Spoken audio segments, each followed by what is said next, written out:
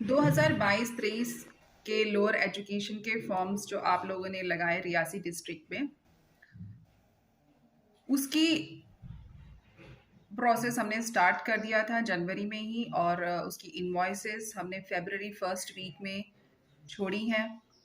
पहली इनवॉइस जो करीब 503 लोगों की थी, उसके बाद हमने एक इनवॉइस और छोड़ी और आज हम तीसरी इनवॉइस छोड़ रहे हैं। तो टोटल मिला के 1708 लोगों के लोअर एजुकेशन के फॉर्म्स जो लगे थे, उनके पैसे उनके अकाउंट में चले जाएंगे। ये अमाउंट बनती है कुछ 72,20,000 के करीब। हमारी तरफ से तो फटाफट आपके अकाउंट में पैसे चले गए, लेकिन आप ये इस चीज़ को हमेशा याद रखें कि जब भी आप एप्लीकेशन फॉर्म्स लगाते हैं तो साथ में आपका जो अकाउंट है, जिस अकाउंट में पैसे जाने हैं या जो अकाउंट आपने हमें दिया है लिख के, वो अकाउंट एक्टिव होना चाहिए। तो इस बात का हमेशा ध्यान रखें कि जब भी आप एप्लीकेशन फॉर्म लगाएं तो कम से कम 100 रुपये डाल के अपने अपने अकाउंट को एक्टिव कर लें, क्योंकि जो हमने पैसे अभी छोड़े हैं उसमें अभी भी बहुत से लोग हैं जिनके पैसे रिवर्ट होके हमारे पास आ गए हैं। तो ये एक डबल काम हो जाता है हमारे लिए और पैसे देने में भी थोड़ी मुश्किल आ जाती है, क्योंकि उसमें हमें थोड़ा अकाउंटिंग का पूरा प्रोसीजर फॉलो करना पड़ता है। तो इसीलिए इस चीज़ को हमेशा ध्यान में रखें कि आपका अकाउंट एक्टिव हो। इसमें बहुत सी क्वेरीज हमें आ रही हैं कि कब हमारी फाइल जो है प्रोसेस होगी। तो मैं आपको ये बता देती हूँ कि फाइलें आपकी प्रोसेस हो चुकी हैं। अपने अकाउंट जाके चेक करें और हमारा जो मोटिव है कि 20 मार्च से पहले पहले सभी लोगों के अकाउंट में पैसे चले जाएंगे 2022-23 सेशन में जो लोअर एजुकेशन के फॉर्म्स लगे हैं उनके। करीब 3100 एप्लीकेशन फॉर्म्स लगाए गए थे लोअर एजुकेशन में रियासी डिस्ट्रिक्ट में, जिसमें से 1700 फॉर्म्स जो हैं उनके पैसे चले गए हैं और जो पीछे रह गए हैं उसमें से करीब 500-600 लोग हैं जिन्होंने कुछ डॉक्यूमेंट्स इनकम्प्लीट लगाए थे या गलत लगाए थे, तो उसकी वजह से उनके फॉर्म्स रिवर्ट हुए हैं।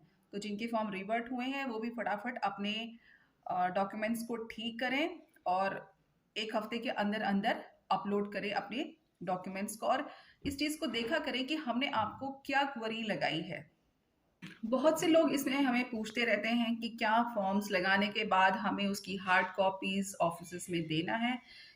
बिल्कुल भी नहीं देनी है। आपको ऑफिस में जाने की ज़रूरत ही नहीं है। ऑनलाइन करने का मकसद यही था कि लोगों को घर बैठे ही उनको सभी सुविधाओं का फ़ायदा उठा सकें वो, और ऑफिसों के चक्करों से बचे।